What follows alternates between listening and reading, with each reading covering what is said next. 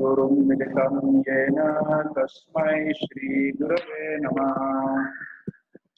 श्रीचैतन्यमनोभीष्टं स्थापितं येन भूतले स्वयं रूपकदा मह्यं ददाति स्वपदान्तिकम्। वन्देऽहं श्रीगुरो श्रीयुतपदकमलं श्रीगुरुं वैष्णवांश्च श्रीरूपं साग्रजातं सहगणरघुनाथान्वितं तं सजीवम् साद्वैतं सावधूतं सहितं कृष्णचैतन्यदेवं श्रीराधा कृष्णपादान् सहगणललिता श्रीविशाखान्वितंश्च नमो विष्णुपादाय कृष्णप्रेष्ठाय भूतले श्रीमते भक्तिवेदान्त स्वामी निधि नामिने नमस्ते सरस्वती देवे गौरवाणी प्रचारिणे निर्विशेष शून्यवादी पश्चात् देशकारिणे नमो विष्णुपदाय कृष्णप्रेष्ठाय भूतले श्रीमते भक्तिसिद्धान्त सरस्वती निधि नामिने श्रीवार्षभानवी देवी दयिताय कृपाब्धे कृष्ण संबंध विज्ञानदायने प्रभवे नमः। माधुर्योज्ज्वल प्रेमाढ्य श्रीरूपानुगभक्तिदं गौरशक्ति स्वरूपाय रूपानुगवरायते गौराविर्भावपूर्णेष्टं निर्देष्ट सज्जनप्रिय वैष्णव सार्वभौम श्री जगन्नाथाय ते नमः। नमो भक्ति विनोदाय सच्चिदानंद नामिने गौरशक्ति स्वरूपाय रूपानुगवरायते। Today is Bhakti Vinod Thakur's disappearance day and Gadadhar Pandit's disappearance day. Namo Bhakti Vinodaya Sacchidananda Namine Gaura Shakti Swarupaya Rupanugavarayate. Namo Bhakti Vinodaya Sacchidananda Namine Gaura Shakti Swarupaya Rupanugavarayate. Gauravir Bhava Bhumeshta Nirdeshta Sajjana Priya Vaishnava Sarvabhauma Shri Jagannathayate Namah. वाञ्छा कल्पतरुभ्यश्च कृपा सिन्धुभ्येव च पतितानां पावनेभ्यो वैष्णवेभ्यो नमो नमः। नमो महावदन्याय कृष्ण प्रेम प्रदायते कृष्णाय कृष्ण चैतन्य नाम्ने गौरकृष्णे नमः। पंचतत्वात्मकं कृष्णं भक्तरूप स्वरूपकं भक्तावतारं भक्ताख्यं नमामि भक्तशक्तिकम्। हे कृष्ण करुणा सिंधु दीनबंधु जगत्पते गोपेश गोपिका कांत राधा कांत नमोस्तुते। तप्त कांचन गौरांगी राधे वृंदावनेश्वरी विश्वभानुसुते देवी प्रणमामि हरिप्रिये। जयतां सुरतो पंगो महमंदमते गति मत्सर्वस्वपदां भोजौ श्रीराधा मदन मोहन दिव्याद्भुतारण्य कल्पद्रुमद श्रीमद्रत्नागार सिंहासनस्थौ श्रीमद्राधा शील गोविंद देवौ प्रेष्ठालिपि सेविमानं स्मरामि। श्रीमान् रासरसारम्भी वंशी वटतटस्थित हर्षद्वेषुसुनैर्गोपी गोपीनाथ श्रीस्तुन तप्त कांचन गौरांगी राधे वृंदावनेश्वरी विश्वभानुसुते देवी प्रणमामि हरिप्रिये। जय श्री कृष्ण चैतन्य प्रभु नित्यानंद श्री अद्वैत गदाधर श्रीवासादि गौर भक्तवृंद। हरे कृष्णा कृष्णा कृष्णा हरे हरे हरे राम राम राम हरे हरे।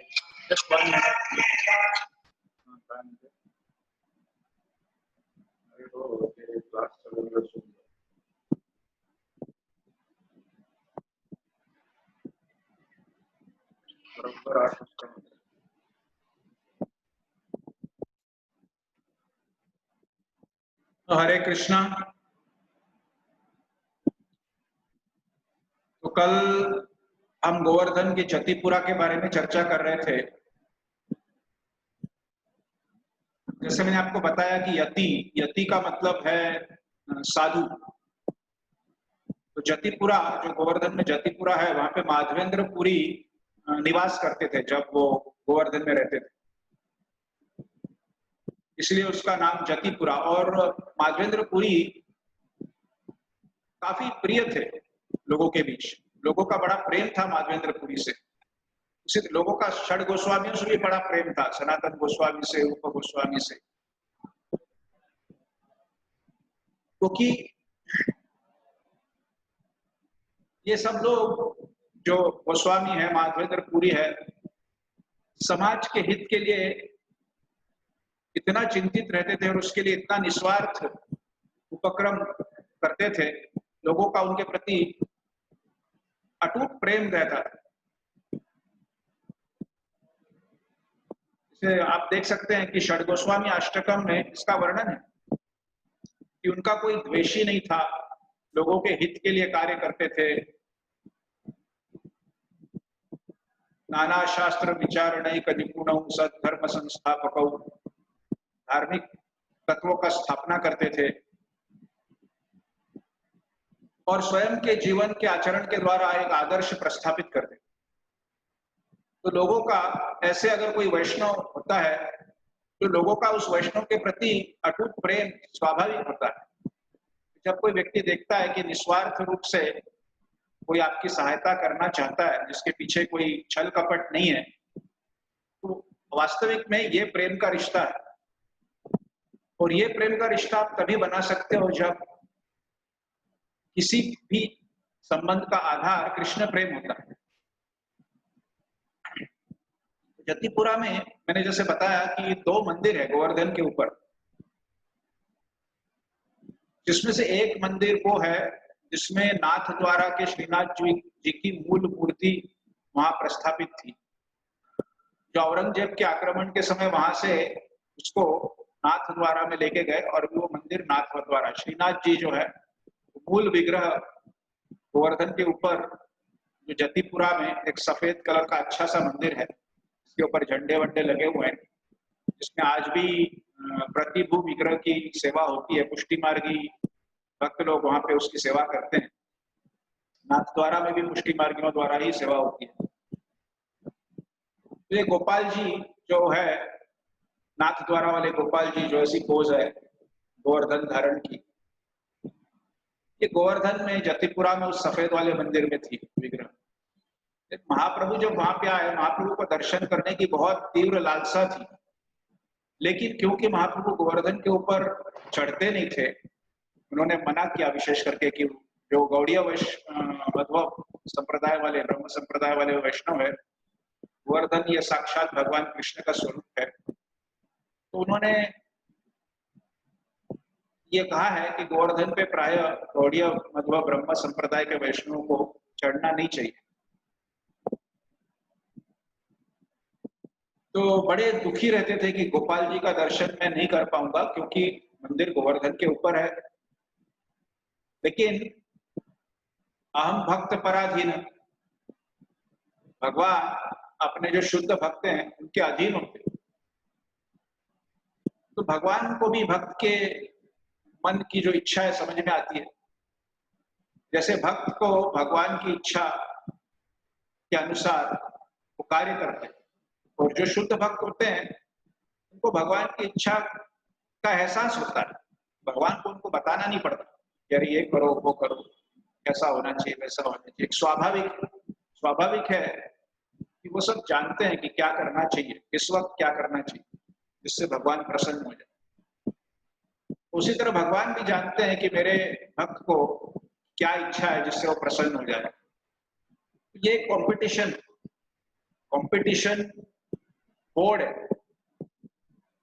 भक्त भगवान की प्रसन्नता के लिए कार्य कर रहा है, निस्वार्थ कार्य कर रहा है, और भगवान भी ऐसे भक्त के प्रति उसकी प्रसन्नता के लिए भगवान भी कार्य करते हैं। भगवान को समझ में आया कि महाप्रभु जो है, महाप्रभु भी भगवान है और श्रीनाथ जी भी भगवान है, तो दोनों भगवान, दोनों कृष्ण ही है, लेकिन स्वरूप अलग अलग है, कार्य अलग अलग है, स्वभाव अलग अलग है, परिस्थिति अलग अलग है।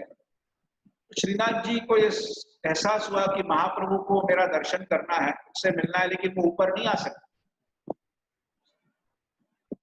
तो उन्होंने क्या किया, उस समय एक अफवाह फैली कि मुगल आ रहे हैं आक्रमण करने। उस अफवाह के कारण पुजारी लोग जो हैं वो उस विग्रह को, नाथ जी के विग्रह को, जो कि गोवर्धन के ऊपर उस सफेद मंदिर में थे उस समय जब महाप्रभु आए थे ब्रजमंडल परिक्रमा करने, तो उसको उस मंदिर में से नीचे उतार के वहां से 2-3 किलोमीटर दूर एक गांव है गांठोली, उस गांठोली गांव में लेके गए। अरे मुसलमान लोग आ रहे हैं आक्रमण करने के लिए, तो कहीं वो विग्रह की दुर्दशा न हो जाए, इसलिए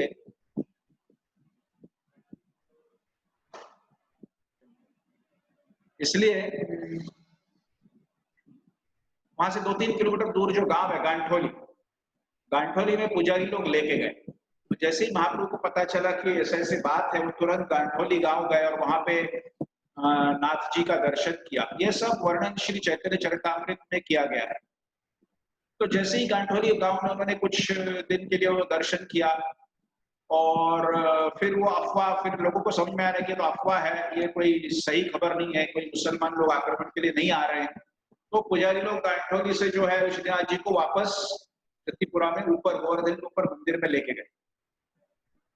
तो श्रीनाथ जी जो है चैतन्य महाप्रभु का दर्शन देने के लिए और चैतन्य महाप्रभु का दर्शन करने के लिए स्वयं भी मंदिर में से उतर के नीचे आए। उन्होंने योजना बनाई। जैसे आप जानते हैं कि हरिदास ठाकुर जगन्नाथपुरी में रहते थे, सिद्ध बकुल में, और हरिदास ठाकुर वैसे नामाचार्य हैं। चैतन्य महाप्रभु ने उनको नामाचार्य का पद दिया है।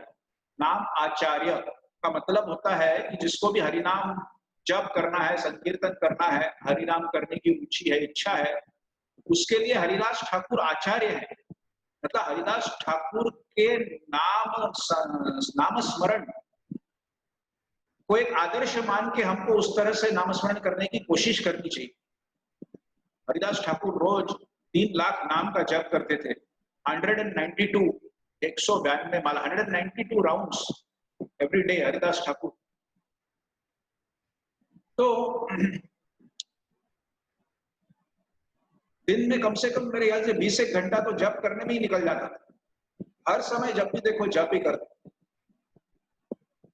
2 घंटा सोते थे, बाकी 2 घंटा अन्य कार्यों में निकल जाता होगा।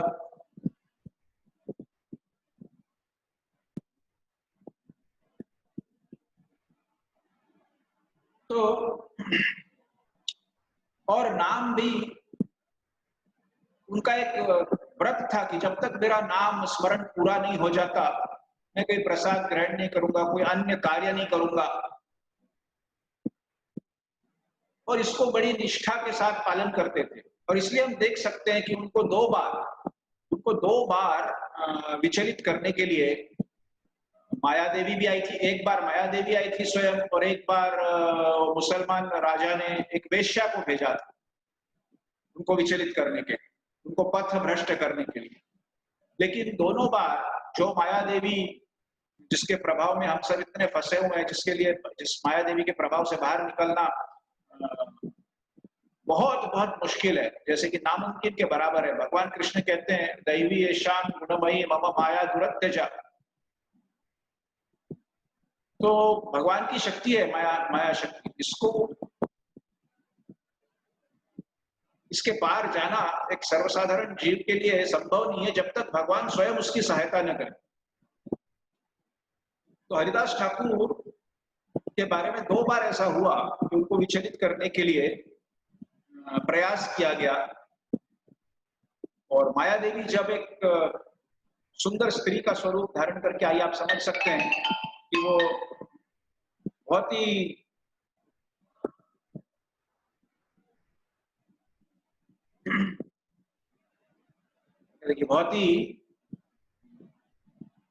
बहुत ही सुंदर स्वरूप में आई होगी।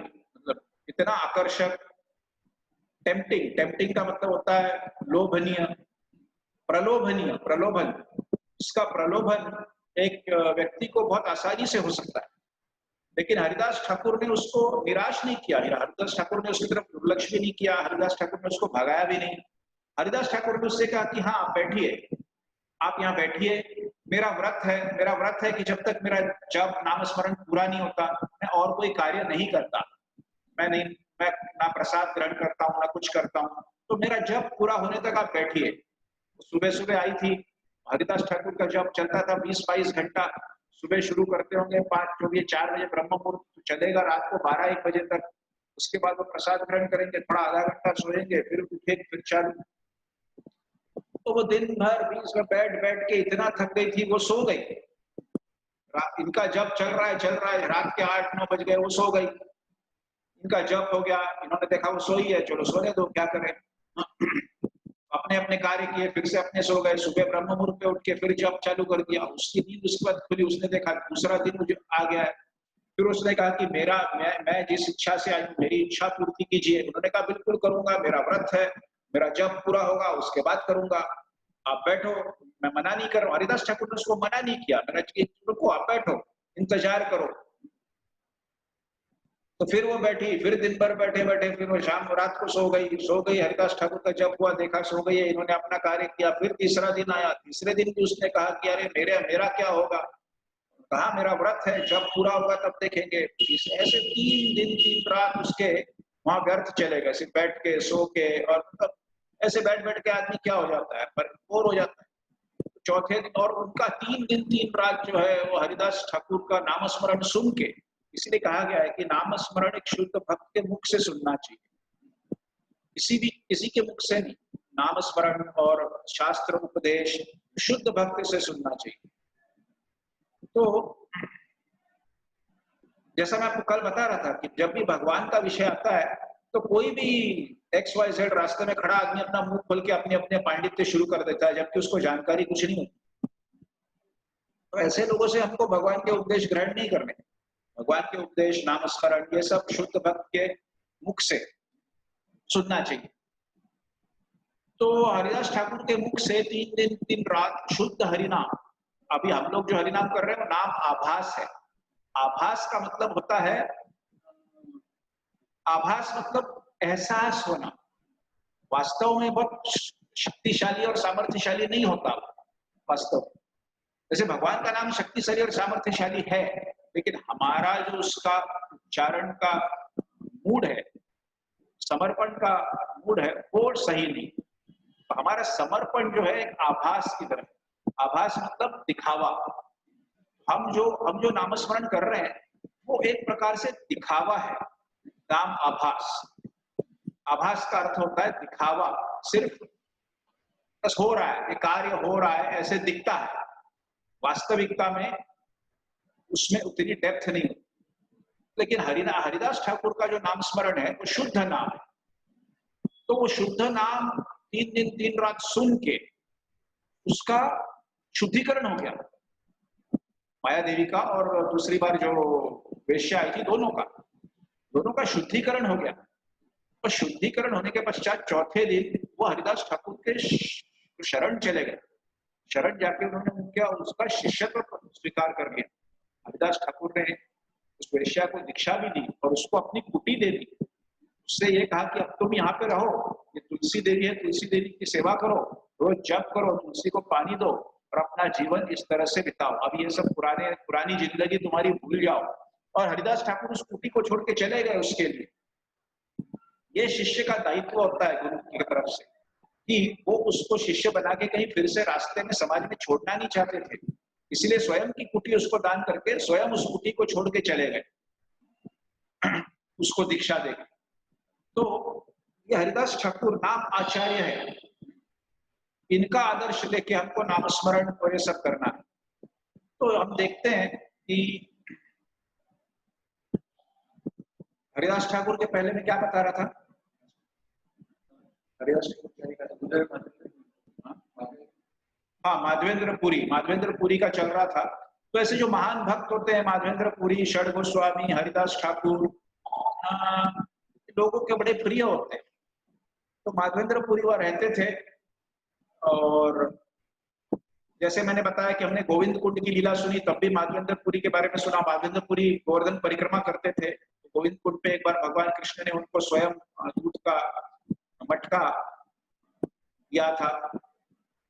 तो जो ऊपर मंदिर है श्रीनाथ जी, वो गांठोली गांव में आए, फिर वहां से वापस गए। महाप्रभु ने वहां दर्शन किया उनका।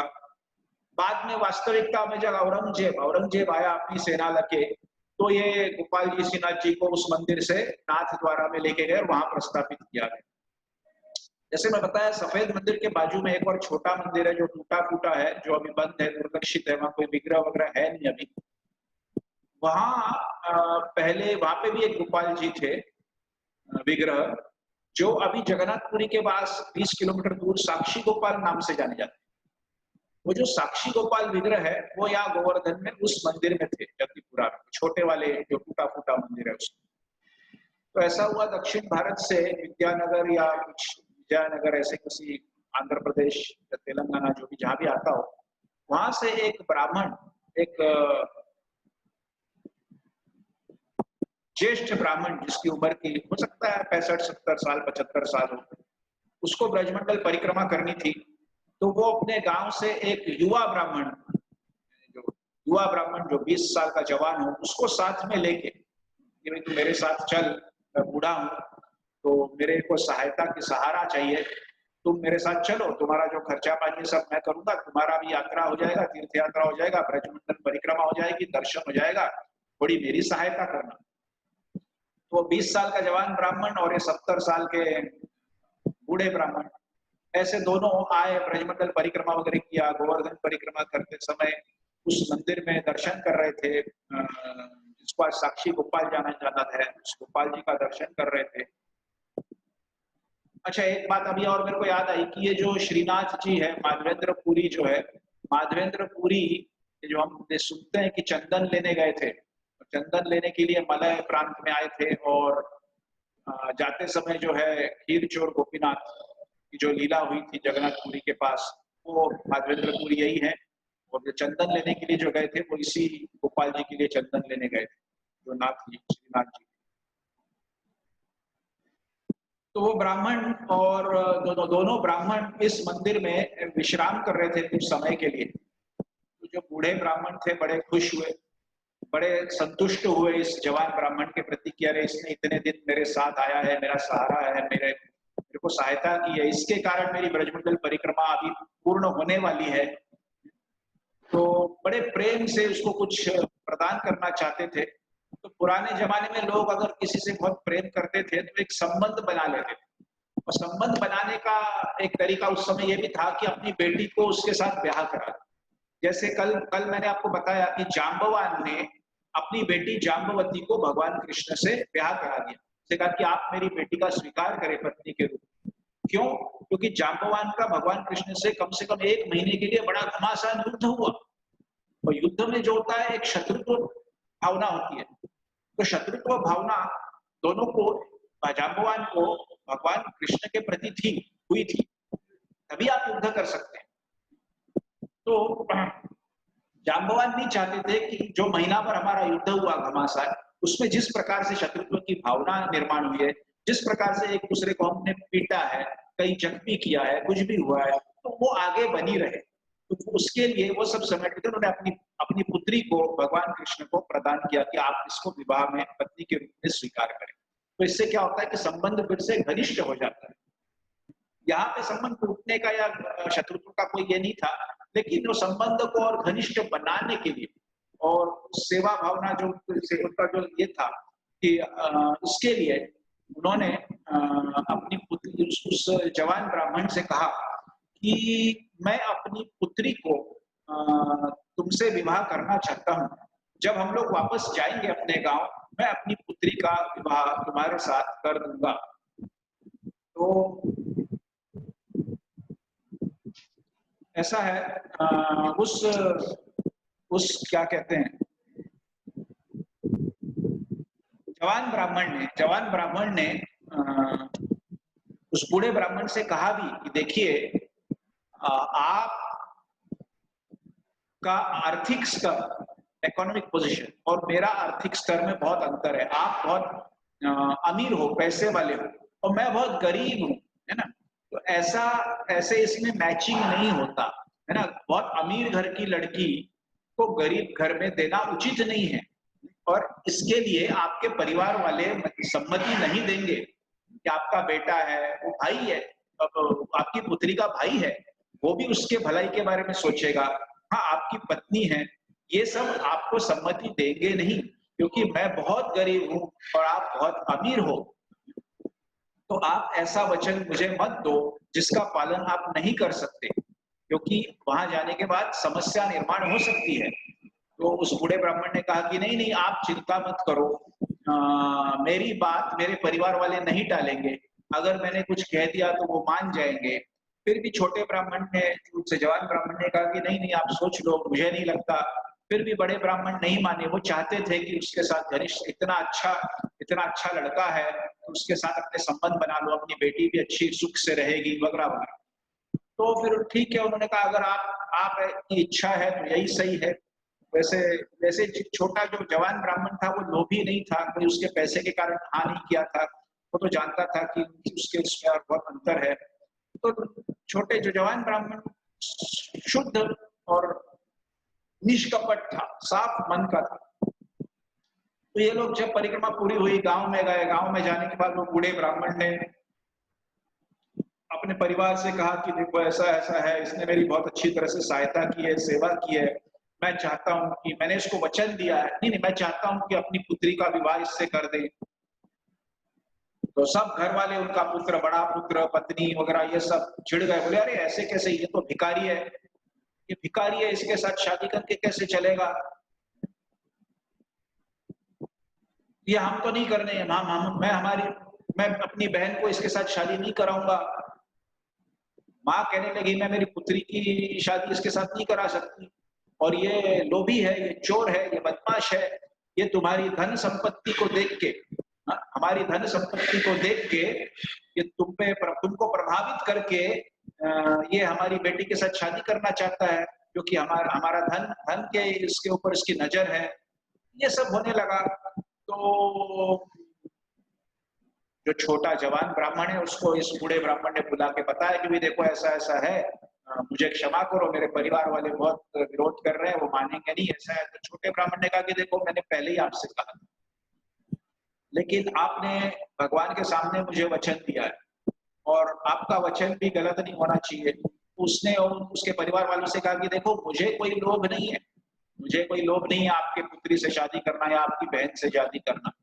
लेकिन मैं आपके जो घर के प्रमुख हैं, जो आपके पिता हैं, आपके पति हैं, वो एक महान वैष्णव है, और एक महान वैष्णव ने कभी कुछ वचन दिया तो मैं नहीं चाहता कि वो टूटे। उन्होंने भगवान के सामने, गोपाल के सामने ये मुझे वचन दिया था, है ना? तो ये उचित नहीं है कि एक वैष्णव इस प्रकार से व्यवहार करे, उनको अपराध लगेगा इससे। मैंने मैंने उनसे वहां भगवान के सामने कहा था कि आप इस तरह का वचन मुझे मत दो। मैंने बहुत बार इनको समझाया लेकिन ये माने नहीं। लेकिन अब समस्या ऐसी है कि इनका वचन टूटना नहीं चाहिए, ये वैष्णव के लिए अच्छा नहीं है। तो आप लोग जब इन्होंने वचन दिया है तो इनकी बात मान जाओ। तो बेटा कहने लगा तू बदमाश है, तू ये है, तेरे को लोभ है, इसलिए तू ये कर रहा है, मेरी बहन के पीछे लगा हुआ है, वगैरह वगैरह। तो उसने कहा, तो उस भाई ने कहा कि देखो इन्होंने जो वचन दिया तो वहां पे कौन कौन था, किसके सामने ये तुम्हारी बात हुई, कौन साक्षी है, हु इज विटनेस? तो उसने कहा कि कोई था नहीं मंदिर में, सिर्फ हम दोनों थे और गोपाल जी के विग्रह थे, गोपाल जी के सामने ये बात हुई है। तो बेटे ने कहा, मतलब वो लड़की के भाई ने कहा कि ठीक है, तो आप ऐसा करो, अगर गोपाल जी आके यहाँ पे साक्ष्य दे देंगे, गोपाल जी अगर आएंगे यहाँ और कहेंगे कि हाँ मेरे सामने ये बात हुई थी, मैं इसका साक्षी हूँ, तो मैं मेरी बहन की शादी तुम्हारे साथ कर दूंगा। उसने कहा ठीक है, मैं जाता हूँ, वापस गोवर्धन जाता हूँ और पूछता हूँ, देखता हूँ। तो वो जवान ब्राह्मण फिर से वो आंध्र प्रदेश विद्यानगर से वापस गोवर्धन, उस समय पैदल, उसने कहा कि मैं जाऊंगा, कुछ 1-2 महीना लगेगा, मैं आऊंगा, 1-2 महीना लगेगा। बोले हम लोग उतना समय आपके लिए वेट करेंगे, आप चिंता नहीं करो, आप 6 महीने में वापस आओ, कोई प्रॉब्लम नहीं। तो वो गया गोवर्धन में, गोपाल जी के सामने उसने प्रार्थना की, बोले गोपाल जी ऐसी ऐसी बात है, आपको याद होगा मैं एक वृद्ध ब्राह्मण के साथ आया था, यहाँ पे बैठ के हमारी चर्चा हुई, वृद्ध ब्राह्मण ने मेरे को वचन दिया, मैंने उसको मना किया, करने के बावजूद 2-3 बार मना करने के बावजूद भी वो नहीं माना, उसने मेरे को वचन दिया है, अब ऐसी ऐसी समस्या है, परिवार वाले मना कर रहे हैं।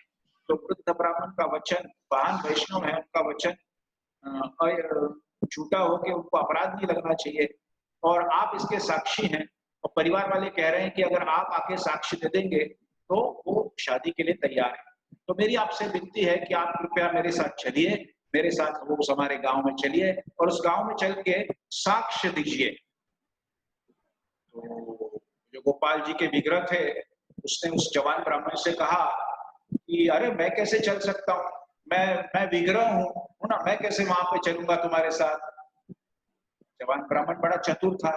जवान ब्राह्मण ने कहा कि अरे कमाल है, आप विग्रह हो तो क्या हुआ, आप कह रहे हो विग्रह हो तो मेरे साथ चल नहीं सकते। अरे जो विग्रह बोल सकता है, मेरे साथ बात कर सकता है, वो चल भी सकता है। तो ये आप मेरे को मत उल्लू बनाओ। तो भगवान तैयार हो गए, बोले हाँ हाँ ये भी ठीक है, चलो तो ऐसा है तुम आगे आगे चलो, मैं पीछे पीछे चलूंगा, और मेरी जो घुंघरू की आवाज है, नुपुर की आवाज है, वो तुमको नुपुर की आवाज सुनाई देगी, छन छन छन छन। पीछे मुड़ के नहीं देखना, जब तक तुम गांव में पहुंचोगे तभी पीछे मुड़ के देखना है। और जहां भी तुमने कहीं पीछे मुड़ के देख लिया, अगर तुमने पीछे मुड़ के देख लिया तो मैं वहीं खड़ा हो जाऊं, उससे आगे मैं नहीं बढ़ूंगा। मंजूर हो गई। जवान ब्राह्मण आगे आगे चलने लगा, पीछे पीछे गोपाल जी चलने लगे, और ये ब्राह्मण को उनकी आवाज सुनाई दे रही थी, छन छन छन छन। ऐसे गांव तक पहुंचने वाले थे, गांव से बस 1 किलोमीटर बाहर। इसको बिल्कुल अभी तो पहुंच ही गए, एक बार देख लेता हूँ पीछे कि भगवान आ रहे कि नहीं आ रहे, कि सिर्फ छन छन की आवाज आ रही है, नहीं तो गांव के अंदर जाके बेइज्जती हो जाएगी, मराठी में बोलते हैं फजीती हो जाएगी। क्योंकि मैं गांव में जाऊंगा, लोगों से कहूंगा कि देखो गोपाल जी मेरे साथ आ गए हैं साक्ष्य देने के लिए, और पीछे देखेंगे तो कोई है ही नहीं। तो ऐसा ना हो कि कोई मजाक बन जाए, है ना, बेइज्जती हो जाए। तो इसलिए जस्ट कंफर्म करने के लिए गांव से 1 किलोमीटर बाहर उसने पीछे मुड़ के देखा कि भगवान आ रहे हैं कि नहीं आ रहे हैं गांव में जाकर। तो जैसे उसने पीछे मुड़ के देखा तो भगवान खड़े हो गए, बोले मैंने तुमसे कहा था कि तुम पीछे मुड़ के देखोगे तो मैं आगे नहीं बढ़ूंगा। बोले अरे ये तो बस ये गांव यहीं पे है। बोले हाँ अब तुम ऐसा करो, मैं इतना दूर आया हूँ चल के, तो अभी जो गांव वाले हैं, गांव वालों को, परिवार वालों को, उस वृद्ध ब्राह्मण को, वो सबको बोलो कि भगवान गांव के बाहर आके खड़े हैं, आप थोड़ा सा गांव के बाहर आ जाओ, भगवान के सामने जो है साक्ष्य हो जाएगी। तो उन्होंने दौड़ते दौड़ते गांव में गए, गांव में सबको खुशी से बताया कि भगवान आ गए, लेकिन भगवान गांव के बाहर खड़े हैं, भगवान गांव में नहीं आएंगे, तो आप लोग सब चलो वहां तक और देखो। तो सब लोग आए, पूरा गांव आ गया, पूरा गांव आया देखने कि भगवान साक्ष्य देने आए हैं। तो सब गांव वाले और परिवार वाले, परिवार के सब जो वृद्ध ब्राह्मण, वो लड़की, उसका भाई, उसकी माँ, सब और गांव वाले सब आ गए देखने। और सब गांव वालों के सामने भगवान ने ये साक्ष्य दी कि हाँ इस वृद्ध ब्राह्मण ने मेरे सामने इस जवान ब्राह्मण को वचन दिया था कि वो अपने बेटी की शादी इसके साथ कराएगा। अब जब भगवान ने आके साक्ष्य दे दी तो परिवार वालों को मानना पड़ा। उन्होंने भी वो जवान ब्राह्मण से कहा था कि अगर भगवान आके साक्ष्य दे देंगे तो हम तुम्हारी शादी करा देंगे। तो फिर उस तरह से ये दोनों की शादी वहां पे संपन्न हुई। इस तरह से जो गोपाल जी गोवर्धन के ऊपर थे, वो उनको साक्षी गोपाल नाम से जाना जाने लगा, क्योंकि गोपाल जी जिन्होंने जाके साक्ष्य दी अपने भक्त के लिए। और ये साक्षी गोपाल जी, जैसे मैंने बताया कि विद्यानगर नाम के वो आंध्र प्रदेश के कोई प्रांत में गए थे, और वहां पे वो जो राजा है उसके अधिकार में वो मंदिर वहां बन गया उनका, और वो राजा के द्वारा उनकी सेवा होने लगी। पुराने जमाने में मंदिरों में जो सेवा होती थी राजा के द्वारा होती थी, यानी कि गवर्नमेंट के द्वारा। तो ऐसा है कि जगन्नाथपुरी के जो राजा हैं, जगन्नाथपुरी के राजा ने एक समय वो विद्यानगर के राजा के साथ कुछ युद्ध हो गया और उसको पराजित कर दिया। उसको पराजित करने के बाद वो विद्यानगर में जाके खजीना लूटते, उस समय खजाना लूटते थे। तो उन्होंने देखा कि कौन से मंदिरों की सेवा हो रही है, तो अरे ये तो अभी यहाँ पे तो ये फिर ये साक्षी गोपाल की सेवा ठीक से होगी नहीं।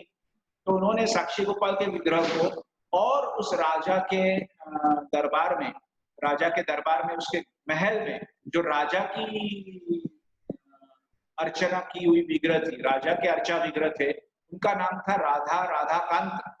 तो उस राधा राधाकांत, अभी वो राजा हार गया तो अभी वहां पे क्या होगा, इसलिए वो राजा के जो अर्चा विग्रह महल में थे वो राधा राधाकांत और ये साक्षी गोपाल, ये दोनों को लेके पुरी के राजा पुरी आ गए। अब पुरी आने के बाद उन्होंने ऐसे अचानक विग्रह लेके आ गए, अभी क्या करेंगे, मंदिर वंदिर तो ऐसे अर्जेंट बन नहीं सकता। तो उन्होंने उन दोनों को जगन्नाथपुरी के जगन्नाथ मंदिर में एक कोने में प्रस्थापित कर दिया, किचन के बाजू में इधर ऐसे दोनों को बाहर रख दिया, एक छोटा सा मंदिर बना के। तो आज भी साक्षी गोपाल का वहां पे जगन्नाथपुरी के कैंपस में मंदिर है, बाद में वो शिफ्ट हुए, तो मैं बता रहा हूँ। तो राधा राधाकांत को और साक्षी गोपाल, साक्षी गोपाल जो यहाँ से गए थे वहां, उनको लेके आए। राधा राधाकांत तो जो उस विद्यानगर के राजा के अर्चा मित्र थे उनको लेके आए। उनको जगन्नाथपुरी में किचन के बाजू में कॉर्नर में दोनों को प्रस्थापित कर दिया, ऐसे छोटे छोटे 5x10 का अल्टार बना के। तो हुआ ऐसे कि जगन्नाथ जी थोड़ा सा, जैसे देखिए ये राधा राधाकांत भी भगवान है, साक्षी गोपाल भी भगवान है, जगन्नाथ भी भगवान है, ये सब कृष्ण है। लेकिन जैसे मैंने कहा कि ये सब अलग अलग है, अलग अलग उनका स्वभाव है, अलग अलग मूड है, अलग अलग स्वरूप है, वो अपने अपने इसमें अलग तरीके से काम करते हैं, एक दूसरे से झगड़ते भी है। तो कुछ दिन के बाद जगन्नाथ जी पुरी के राजा के सपने में आए।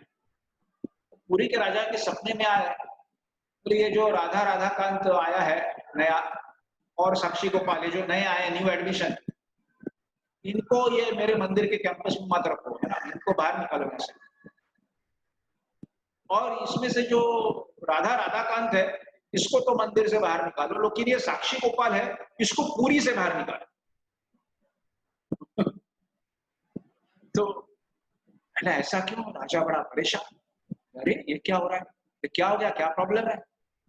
नहीं, देखो ये ऐसा है जो किचन में भोग बनता है मेरे लिए, तो वो भोग लेके आते हैं, सेवायत लेके आते हैं और भगवान जगन्नाथ को अर्पण करने के लिए। आप में से अगर कोई जगन्नाथपुरी गया होगा तो वहां रोज 10,000 किलो चावल का भोग लगता है भगवान। उसके अनुसार सब्जी, 2-4 प्रकार की सब्जियां, मिठाइयां, खीर, रबड़ी, क्या क्या और क्या क्या रहता है, बहुत कुछ रहता है।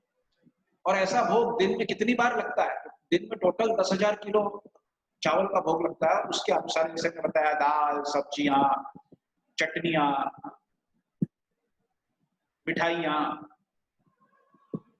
तो उसने कहा, जगन्नाथ जी ने कहा राजा से कि ऐसा है कि ये राधा राधा का जब किचन में से वो सेवायत भोग लेके आते हैं, मटके में होता है, वैसे मटके होते हैं अलग अलग, तो मटके में जब लेके आते हैं मेरे यहाँ पे, मेरे गर्भगृह में भोग अर्पण करने के लिए, तो ये राधा राधाकांत और साक्षी गोपाल उसको पहले ही ऐसे करके सूंघ लेते हैं, उसको सूंघ के उसको अपवित्र कर देते हैं, तो मेरे लिए बना हुआ भोग है, ये लोग पहले क्यों है कर रहे हैं? तो मैंने राधा राधाकांत को समझाया, मैंने राधा राधाकांत से कहा भी ये ठीक नहीं है, जब मैं उसका आनंद ले लूं उसके बाद आपको मिलेगा। हाँ, ये मेरा क्षेत्र है, पुरुषोत्तम क्षेत्र जगन्नाथपुरी, तो ये मेरा क्षेत्र है, इसमें पहला मेरा अधिकार है कि जब मैं इसको भोग को ग्रहण करूंगा उसके बाद आप लोगों को मिलेगा, आप चिंता नहीं करो। यार 1-2 मिनट रुकिए, मेरे को एक इंपॉर्टेंट कॉल आ रहा है। हरे कृष्ण।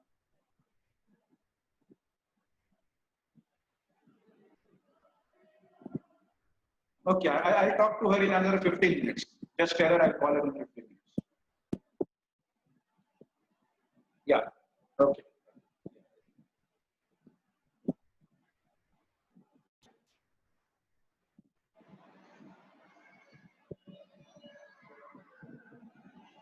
हरे कृष्णा। कृष्णा, तो आप लोगों को बीच में मेरे को थोड़ा इम्पोर्टेंट फोन कॉल आया था। हाँ, सुनाई दे रहा है?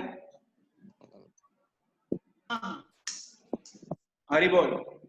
सो बीच में मेरे को एक थोड़ा कॉल आया था, कभी अगर मेरे को बीच में फोन कॉल आएगा तो थोड़ा सा इंटरनेट डिस्कनेक्ट हो जाता है। तो मैं आपको क्या बता रहा था? हाँ, ये जगन्नाथपुरी का।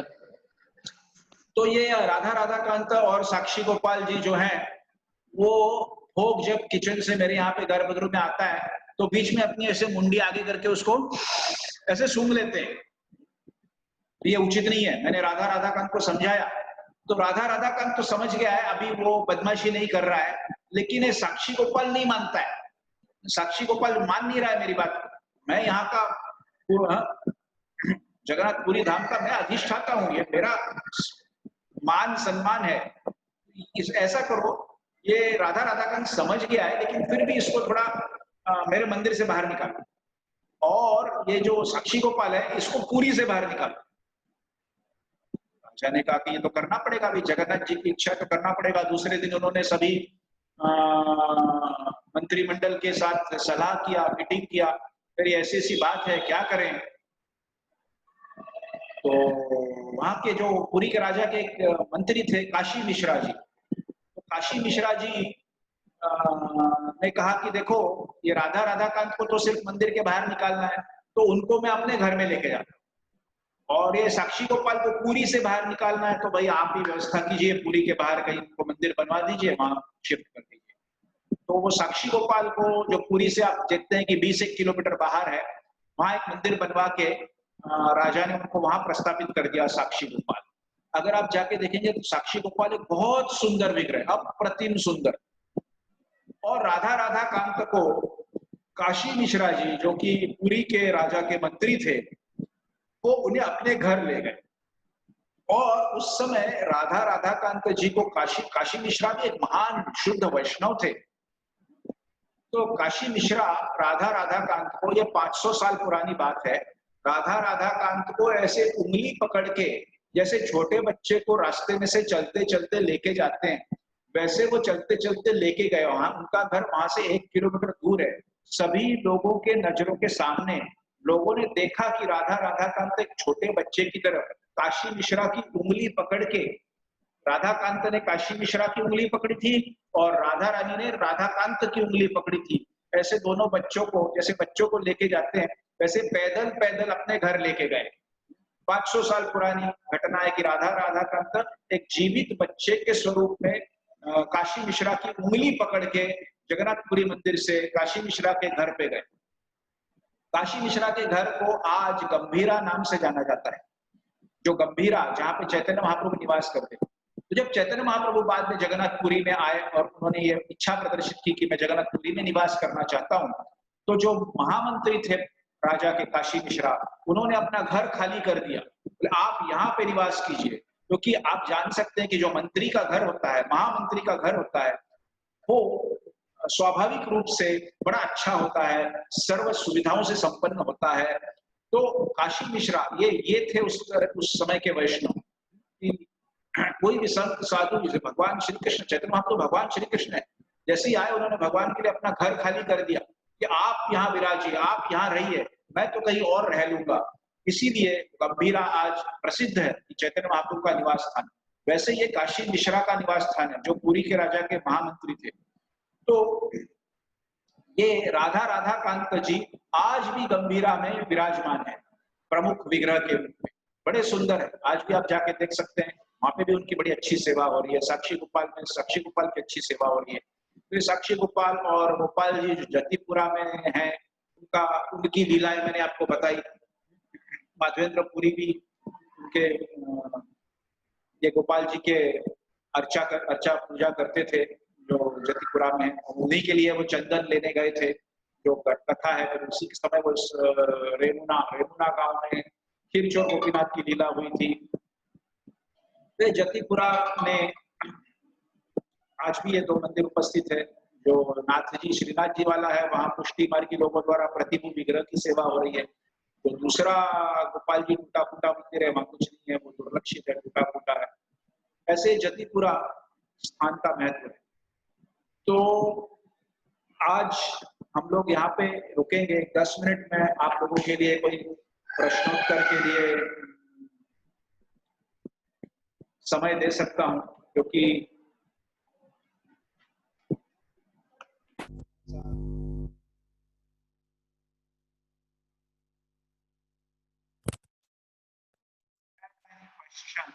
एक प्रश्न यहाँ पे चैट में है कि जो अष्ट सखी है उनका नाम क्या है, ऐसे यहाँ पे था, अभी पता नहीं कहाँ चला गया। किसी ने पूछा था कि अष्ट सखियों के क्या नाम है। तो आप देख सकते हैं कि ललिता विशाखा है, फिर इंदुलेखा, चंपकलता, सुदेवी, रंग देवी, और ये तुंग विद्या। और इनके 8 सखियों के 8 गांव भी है। बरसाना के चारों तरफ ऐसे अष्ट सखियों के 8 गांव हैं, और उनके 8 सखियों के घर हैं। अष्ट सखी विलेजेस एंड अष्ट सखी हाउसेस। तो अंजनोख में इंदुलेखा सखी है, करेला में चंपकलता सखी है, कामई में विशाखा सखी है, चिक्सोली में चित्रा सखी है, रंगोली में रंग देवी है, डबारा में तुंग विद्या है, ऊंचा गांव में ललिता सखी है और सुनहरा में सुदेवी सखी है। ऐसे ही अष्ट सखियां हैं और उनके अष्ट सखियों के गांव हैं। तो ये तो एक प्रश्न किसी ने चैट में पूछा था, उसका जवाब हो गया। और अगर आप में से कोई अभी प्रश्न पूछना चाहते हैं तो अपना माइक अनम्यूट करें और प्रश्न पूछें। हरे कृष्णा। किसी का कोई प्रश्न है तो पूछ सकते हैं। Hare Krishna Prabhu ji. Prabhu ji, can you please repeat names again? सखियों के नाम। हाँ जी, या रिकॉर्ड कर लीजिए।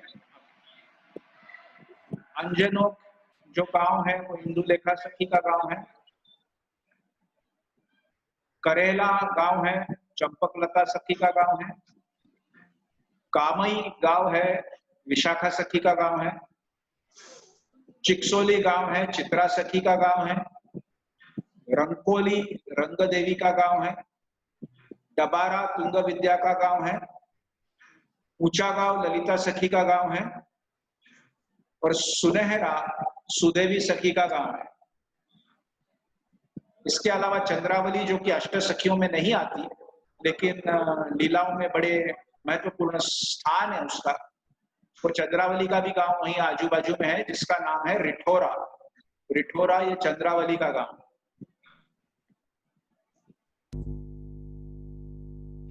थैंक यू प्रभु जी। हरे कृष्णा।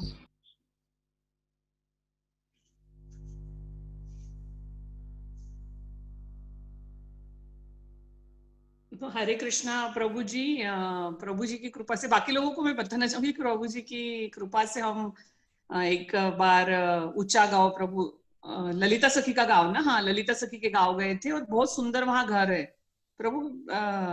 ललिता सखी का ही घर है ना वहाँ, जहाँ ललिता सखी और कृष्ण का थोड़ा सा पहाड़ी, छोटी पहाड़ी पे मंदिर है।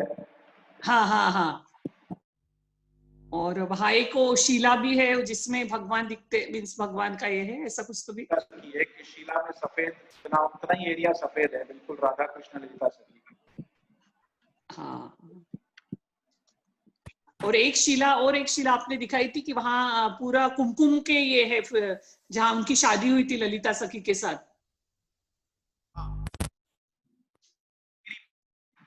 जहाँ ललिता सखी मंडप है। सखी, हाँ सखी गहरी पर्वत है जहाँ ललिता सखी का विवाह मंडप है। वहाँ कुमकुम के निशान है, वहां पे मेहंदी वो शिला मेहंदी सुंदर मेहंदी है, अभी भी लाल कलर है और अच्छे अच्छे डिजाइन जैसे बारीक बारीक पंख वेली वगैरह पूरा चट्टान की चट्टानी है। तो ललिता सखी का विवाह मंडप बोलते हैं उसको। ललिता सखी का भगवान कृष्ण से विवाह हुआ। राइट। एक्चुअली बहुत सुंदर सुंदर जगह है, जाना चाहिए सबने।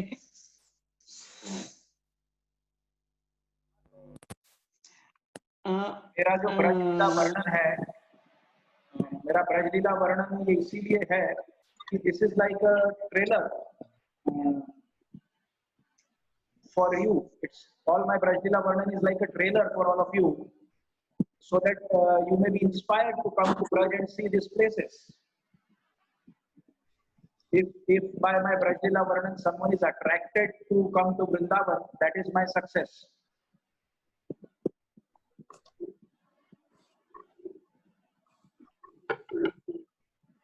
So anyone else? So I think we will end here today. यहाँ पे रुक जाएंगे आज हम। हरे कृष्णा प्रभु, आप you have time constraint?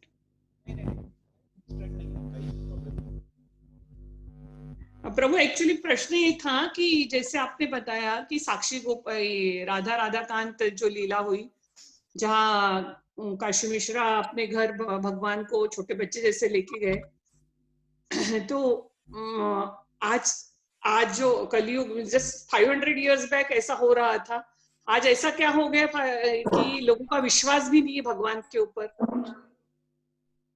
भगवान के ऊपर विश्वास नहीं है, इसका कारण ये है कि भोंदू भक्त या भोंदू धार्मिक लोग बहुत पैदा हो गए हैं। धर्म में फ्रॉड और भोंदूता और बोगसनेस बहुत सारे प्रमाण में आ गया है। इसको नियंत्रण करने वाला कोई नहीं है। जो है भोंदूगिरी बढ़ गई है धार्मिकता में। भोंदूगिरी बढ़ने के कारण, फ्रॉडगिरी बढ़ने के कारण और इस पे किसी का नियंत्रण न होने के कारण लोगों को जब गलत अनुभव आता है, कुछ दोस्तों से बात चल रही होगी, तथाकथित धार्मिक व्यक्ति चल नहीं रहा होगा, डाउनलोड है ना, नेट भी थोड़ा सा दिक्कत तो है यहाँ पे। के संपर्क में जब लोग आते हैं और उसके बाद उनको कोई गलत अनुभव आता है तो उनका दिल टूट जाता है, उनका मन बिखर जाता है। तो वो सोचते हैं कि ऐसे धार्मिक लोगों से दूर रहना जरूरी है। धार्मिक लोग ये बदमाश है, धार्मिक लोग चोर है, धार्मिक लोग गलत काम करने वाले हैं। इस तरह से एक चित्र समाज में भोंदू धार्मिक लोगों के कारण हो गया है। इसीलिए भगवान गीता में कहते हैं कि राज विद्या राजगुह्यम पवित्रम उत्तमम, कि ये जो भक्ति का राज है, ये जो ज्ञान का राज है, राज विद्या है, ये बड़ी गुह्यम है। It is very secret because ईमानदार, होनहार और गंभीर भक्तों की दुनिया में कमी है और इसीलिए आपको इस तरह का भक्त ढूंढना मुश्किल है। और अगर गलत व्यक्ति के संपर्क में आप आ गए, गलत धार्मिक व्यक्ति के संपर्क में आप आ गए, तो स्वाभाविक है कि आपका धर्म के प्रति गलत निर्णय आप ले सकते हैं। तो यही कारण है कि लोगों का विश्वास धर्म से उड़ रहा है, क्योंकि वो गलत धार्मिक व्यक्ति के संपर्क में आए हैं। तो इसका मतलब ये नहीं है कि सही धार्मिक व्यक्ति अस्तित्व में नहीं है। प्रभुपाद जी हैं, प्रभुपाद जी एकदम आदर्श, ईमानदार, होनहार, प्रामाणिक, शुद्ध धार्मिक वैष्णव है। तो प्रभुपाद जी का आश्रय ग्रहण कीजिए, है ना।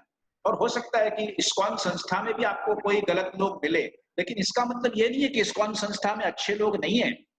अगर आपकी दृष्टि सही है तो आपको अच्छे लोग दिखेंगे। अच्छे लोगों को ढूंढिए, अच्छे लोगों का संग कीजिए, अच्छे लोगों से उपदेश प्राप्त कीजिए, गलत लोगों से दूर रहिए। यही एक उपाय है।